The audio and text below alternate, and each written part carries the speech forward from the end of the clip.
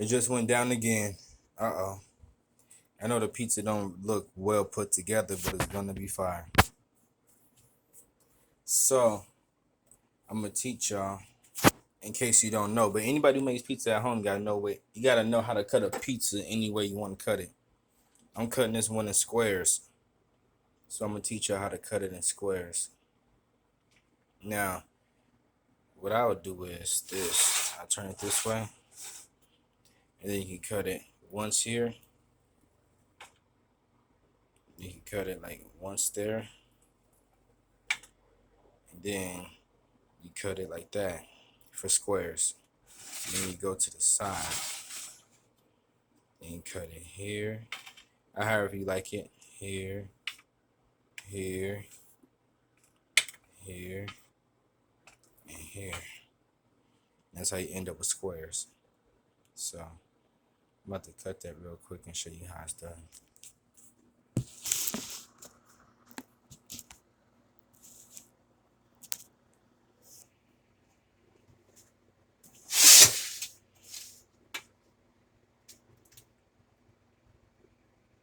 Actually, hey, I'm gonna cut mine in a different way. I'm gonna cut it 4 times this way. Like that, and like that, and like that. So I'm gonna cut mines. I'm gonna cut it in squares. I'm gonna cut mines a different way. One here, another there. So that's pretty much half right there. You divide it half, and then you cut it there like that, and come across whichever way you want to come across. 1, 2, 3.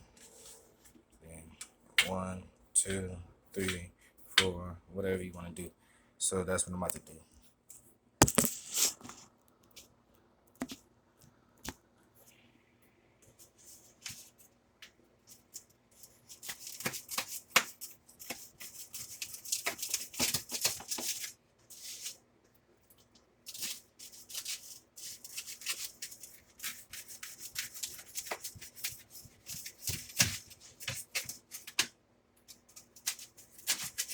Yeah, but if you make pizza at the crib, then you should know what you're doing, really.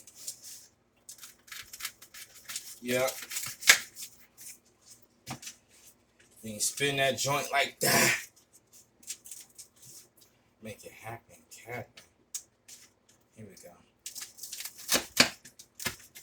So, in my mind, if you got a flatbread pizza like this, the more times you cut it, the easier it is to eat.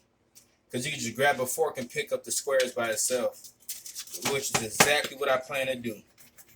I'm not even going to pick these up my hand. I'm going to just cut these in squares that's good enough, large enough.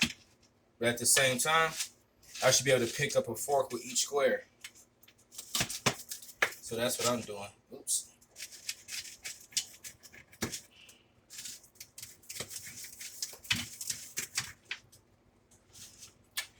Final cut, final cut. Look at all these onions on the side. Final cut.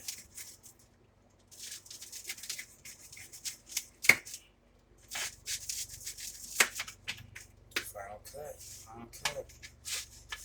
So this pizza, it came out looking like that. Alright, so cool. I cut mine in more squares. I cut it. Oh, you can see how I cut it if you look at it. Boom, boom, boom, boom, boom, boom, boom. So this pizza right here, it was I think it was a 3 cheese, 4 cheese Newman pizza. I got it from Smith's. It cost like $7.50 or something like that. Yeah. So that's what I had got. And then it was a regular cheese pizza with nothing but white cheese on it. So I brought it to the crib. And oh, when I was at Smith's, I had got the black olives, a can of sliced black olives already. And I had half an onion, so I cut the onion up in small pieces. I'm doing everything small today, make it easier to eat. Right? Then I put the onions on there first. Then I put the black olives on there second. And then I put some extra cheddar cheese on there. And then I threw it in the oven. This is very thin crust, so the thinner the crust, the less you gotta cook it. If you got some rising dough pizza or some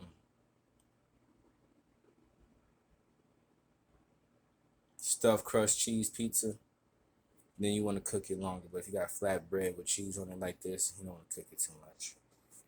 Oh yeah, and the thing about that is, when I get my pizza and I know I'm gonna kill it, I just go ahead and put it in the fridge instead of putting it in the freezer when I get home. So I buy the pizza and I put it in the fridge. That decreases the cooking time. This took like 10 minutes. Yeah, outro.